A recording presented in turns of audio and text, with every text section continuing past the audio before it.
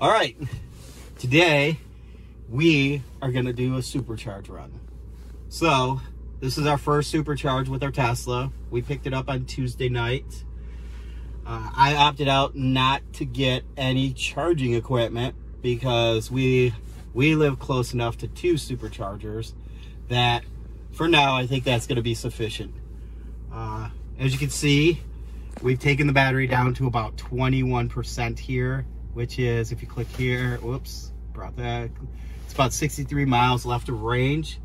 So what we're gonna do is we're gonna leave this area, we're gonna drive to the supercharger, but really the main focus of this video is Autopilot. We're gonna give it a try. I'll tell you what I like about it, what I don't like about it, and yeah, we're just gonna kind of go from there. I think if, you know, anybody who sees this thinking about buying a Tesla, this is a 2024 Model Y, long range, got a great deal on it. Currently, the Tesla's figured it out where now you can take the $7,500 tax credit right off of the price when you purchase it, which is kind of nice. So for those of you that are interested, if you want to get a Tesla, I do have a referral code. We'll put it down in the link below, and you can use it to get your own Tesla. All right, well, here we go.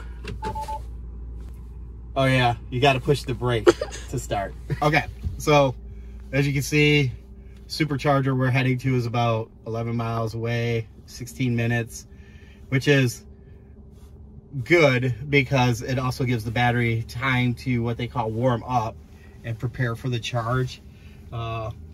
We live in Minnesota, so it's a little bit of a cooler climate, you could say, especially in the winter. And more recently, I think in Chicago, there was some incidents with some Tesla owners that they would go to charge and their vehicle wouldn't receive the charge from the charging station, from the supercharger. And part of that was because the battery, these were people that live close to a supercharger like us, and the battery wasn't ready. It wasn't prepared for the charge. So this was happening during like 0 temperatures and below 0 temperatures. And so people were, Tesla owners were rightfully a little frustrated that that was happening to them. And just recently, actually on Wednesday, Tesla pushed out a software update that we got here on our car that it kind of helps with that issue, especially in cold climates. It kind of it helps the battery get ready a little bit quicker for a charge. So hopefully that takes care of any issues that people like us that live in a colder climate in winter, you know, when they're driving around their vehicle, and if maybe they don't have time, or maybe they're not going to drive around for whatever, you know, for 45 minutes or whatever what the case was, to get the battery ready to receive the charge. You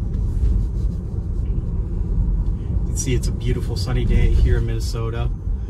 I think another thing, since we've gotten our Tesla, it's only been a few days, but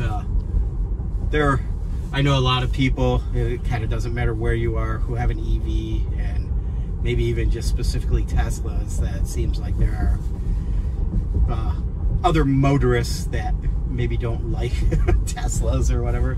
We haven't experienced that yet, so that's a good thing. So the plan is, once we make this light, once I make this turn, I'm gonna go ahead and put the vehicle in autopilot. And this is, we're not on the freeway, this is more of a highway that runs here. But there we go. You can tell when you're on autopilot, you got these blue lines. For us, we have it set up where you have to hit the stock 2 times, pull the stock down 2 times for autopilot to engage. I still usually keep my hand here. I think partially a comfort thing, partially this is a new thing for me, so I just want to be ready just in case anything does happen. You can see even like my leg is kind of moving right now. Coming out kind of quick on this truck. And the car recognized and brought us down to decrease our speed, and we're coming to a stop. So this will be kind of cool too. When the light turns green, the car, Tesla, should recognize that the truck in front of us is moving, and it will gradually pick up its speed until we hit, right now I think we're set at 50 as the max, even though the speed limit's 55. I can bump that up with this little spin wheel here, and so I took that up to 55, and we're off. Self-driving, hands off the wheel, just so I can prove that it's not us, not me driving. As you can see, the car is keeping a good safe distance away from the truck in front of us, traffic that's happening in front of us, which is nice. I'm not sure how nice the driver behind us thinks it is, but we are now getting up to the speed limit, so there should be no issues there. And I think that's better than just, I know in my previous vehicle, when the light turned green, it was a kind of slam on the gas moment, and to try and keep up with traffic, and so I do like the gradual takeoff. This right now, currently in our car, I only have basic autopilot. We don't have full self-driving. I didn't see the benefit of it right away. I think once that all gets cleared up through regulation and approved to be put out on the roads, that might be something I look into, you know, in the near future. But as of now, I just don't see it. I don't need it, so didn't go with it. I have seen though other people and heard comments. Other people have it. We actually used it on. We rented a Tesla last year for my son's spring break, and it had FSD on it, and so we were down in Alabama.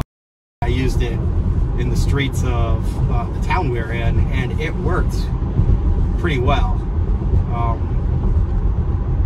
I think the only feedback I have is when you're coming up an exit ramp, kind of like right here, you can see like there's a little exit ramp to pull off. Sometimes in full self-driving, the car will veer over and try and take up. It must think like the lane has just widened, and it'll try and take up the middle of that. It recognizes it pretty quick. It comes back into the proper lane. So I think that's the only feedback I have for that when I used the full self-driving, and yeah, it's a beautiful sunny day. It's 8:22 a.m. so we should be at our destination at 8:31. I had my hand rested here, but I'm still not driving. Another thing which seems kind of cool to me so far, kind of good, is I haven't gotten that notification from the car to put pressure on the wheel to let it know that I am here, that I'm driving and paying attention. And that's one thing that Tesla does. It's a good kind of double check for people who use this feature, that they are in fact aware of what's going on. They're not sleeping in their seats or playing a video game, or just texting on their phone. So we're here to the ramp. One thing that Autopilot doesn't do is it will not, ours anyway, our version, it will not take us onto a ramp. It won't exit. It won't do lane changes. So yeah, kind of when you want to do a lane change, even if you turn on your blinker, you have to take over and merge into the lane that you want to go into. See if there's friendly drivers this morning. Seems like we're good.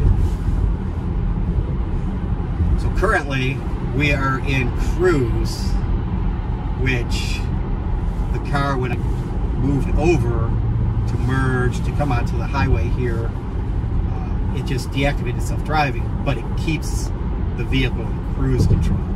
If I want to deactivate that, I just tap on the brakes like any other gas-powered vehicle.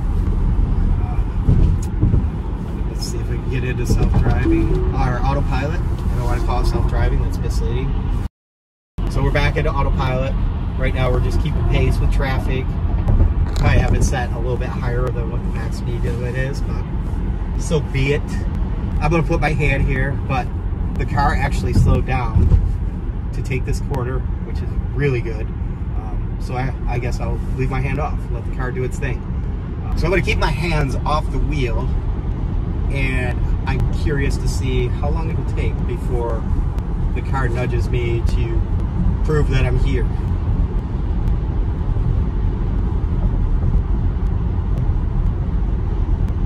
As we're kind of doing this, the ride quality to me is really good. It's pretty quiet here in the cabin. My former vehicle, I had a Kia Sorento, and it was not as quiet. I also think like the suspension on this car is really good. Again, compared to my former vehicle, I did have that vehicle for 10 years. It was a 2014, so we have a little bit of wear and tear, but just from what I used to have to what this Tesla offers, better suspension, better ride, smoother ride, and yeah, the cabin is much quieter. You still hear a little bit of, you know, like the wind outside and some of the bumps, like when you drive over and stuff. I still hear that, but nothing like before. I think some people would probably be curious, why buy a Model Y now when there's word out that, much like the Model 3, they're going to do a refresh. And some rumors are that the refresh might actually happen this year. I think for us, yeah, it was all the incentives to purchase the vehicle. And if the refresh Model Y comes out, you know, I'll think about, is there a good cost benefit of maybe trading this in for the refresh vehicle? Until that happens, you know, again, really happy with this Model Y. We're getting a notification now that I need to put my hands on the wheel. I don't know how long that was, maybe like 5-10 minutes. Oh, and as I was talking, I just missed our exit. So we'll have to take the next one. But yeah, that might have been about 3 to 5 minutes before the vehicle actually nudged me to take over, touch the wheel, and prove I'm here.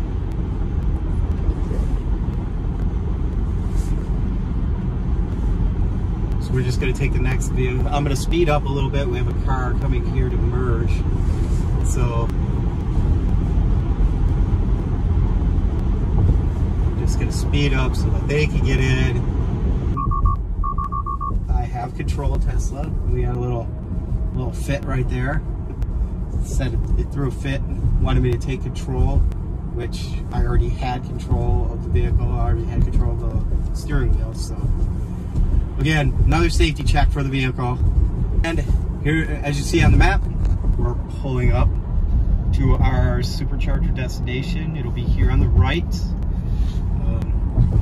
Kind of a neat little thing, which I don't think Elon, Tesla are vindictive people, but I have noticed too, like, kind of a cool, neat little thing is you'll find a lot of Superchargers. Oh, I hit that a little early. You'll find a lot of Superchargers are by gas stations, so I think that's kind of a funny little thing. But it makes sense. You know, you're on a road trip. Why not put it close to these destinations, these stops that are closer to the freeway than having them miles away? So there's our Supercharger over there. And as we pull up, we can see there are a couple of Teslas charging this morning. Make sure we don't run anybody over. We got the close-up coming in.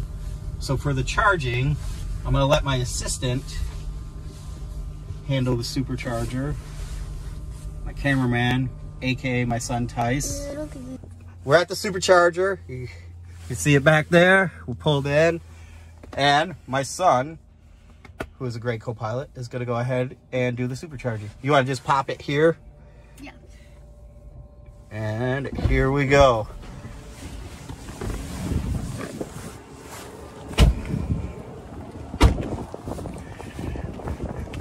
This kid's a pro at the supercharger. So, as it's charging, what do you like to do when we're at a charging station?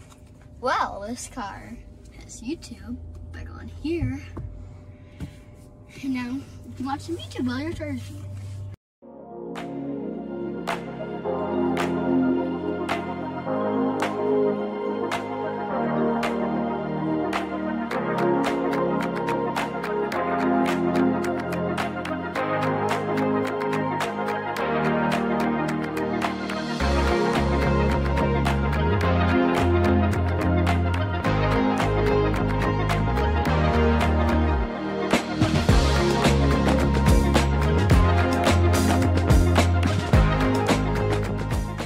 We have reached our time.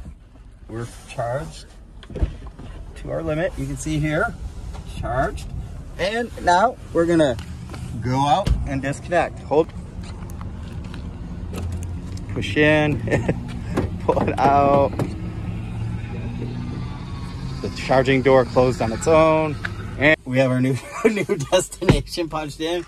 And as I said, we're up to 80%. That's the max charge we have set right now for our car. Don't need to really go too much higher, maybe 85% when you're just doing day-to-day driving and stuff. When you're on a road trip, you can max it out, get the most out of it. But now we're heading off to Dunkin' Donuts for breakfast, and we'll probably do a little bit of autopilot on the way. So one thing too is currently Teslas do not recognize red lights in autopilot. So you actually have to take over and stop if you're driving in an area like we are right now and you come across multiple red lights or traffic lights. It does do it in, I believe it does do it in full self-driving beta. Yep. Yeah, but not in autopilot. Looks like we're gonna have some green lights along the way, so I'll drop us back down in. I get this warning to keep my hands on the steering wheel. I'm going to speed it up to speed limit. We do have our exit coming up here after this light. Again, currently, well, I don't think it'll change anytime soon. In autopilot, the car will not, even though we have our destination punched in, it will not take us onto the freeway. That is, as a driver, you have to take over and do that. There's our ramp. Get over, take over driving. And we're back on autopilot. A little bit above the speed limit. I'm gonna keep my hands on my knees to the best of my ability and let the car do its thing.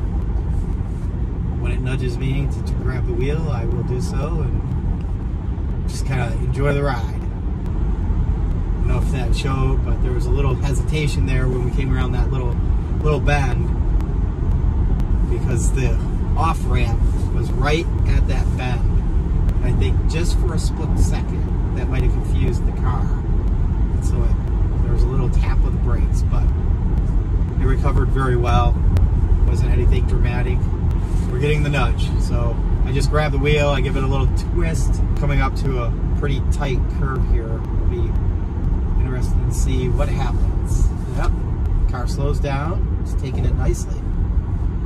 We're not floating into the other lane, which is very good, especially on this curve, because there's a bridge there that has the bridge, like the road isn't aligned as it should be. So when you hit that, come on that bridge, it kind of bumps up.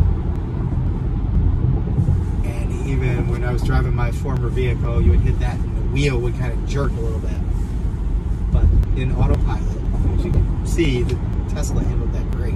Got this on-ramp where this vehicle looks like it might want to merge. Yep, so I'm going to brake and allow it to get in.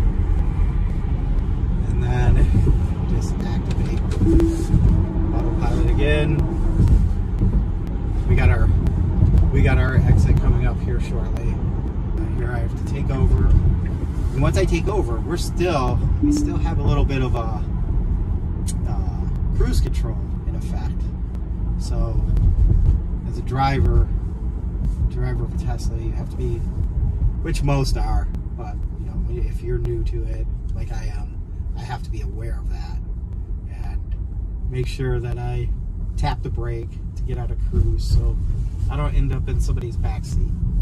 We can get an Autopilot engaged here. And as we head to our final destination, which is about 3 miles away, as you can see, overall, I really like the Autopilot feature. There's not much to complain about. There still is a little bit of drift when you're on a freeway and you come up to an off-ramp. The car initially wants to drift over a little bit, as that could be confusing for it. But it doesn't stay that way. It doesn't like continue to drift over. It's just maybe a second or two where it'll kind of float. I don't even want to call it drift. I'll say it floats a little bit, but it corrects itself.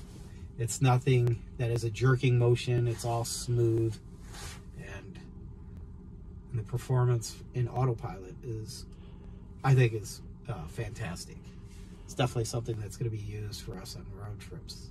I don't think there's too much else, you know, as far as commentary that I can say about it.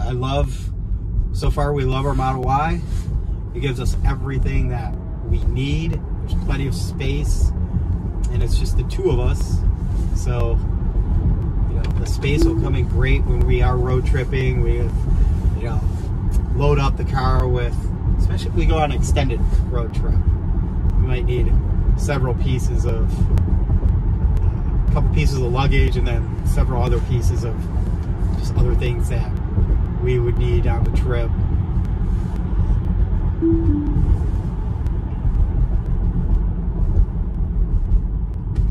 So really like that feature, which is partially why I decided to go with a Model Y instead of a Model 3. The cost definitely came into play. I cannot be more ecstatic, be any happier than I am with the final price that I got for purchasing this vehicle. Just really happy when you can get a car that's this advanced at that price, under $40,000. You know, I can't pass that up as a buyer. And to put in context, I was driving a 2014 Kia Sorento, and if I wanted to upgrade to a 2024 Kia Sorento, I would have paid more than probably about 10 grand more, even as a base price, more than what I paid for this. Might not have been 10 grand even, but you know, close to that figure. One thing, just before we end the video, we'll go into the charging area, because I want to see what charging up to 80% was, and try to give a comparison of what it costs for gas. Like right now, unleaded gas here in our area is $3.09 a gallon. I don't know if you can get that on camera. Vehicle, it was about a 16-gallon tank, so that was about around $50 a fill up. But again, that's just a very ballpark estimate. Here we are at our destination, Dunkin' Donuts. So our last fill up, you can see right here, $18.60. that's less than half of what I would pay, what I was paying in my previous vehicle. So can't beat that. And I think at the destination we were at, or at the Supercharger we were at, it was like 31 cents per kilowatt hour. Love the price. Love the fact that that's all I paid. All right, we're gonna end this video. Thank you so much for riding along with us. We do plan on having some other videos, and I think it'll be, you know, we don't have a schedule, but, you know, if you like this video, if you want to ride along with us, we would sure love it if you subscribe, give us feedback. Any people that own Tesla for a long time, if you have comments for us, you know, as new owners, please drop them in the comment section. Anything to maximize our experience or get the most out of the vehicle, we would love to hear from you. On that note, happy Saturday, everybody. Hope your day is blessed and great, and we will see you soon in the next video. Bye.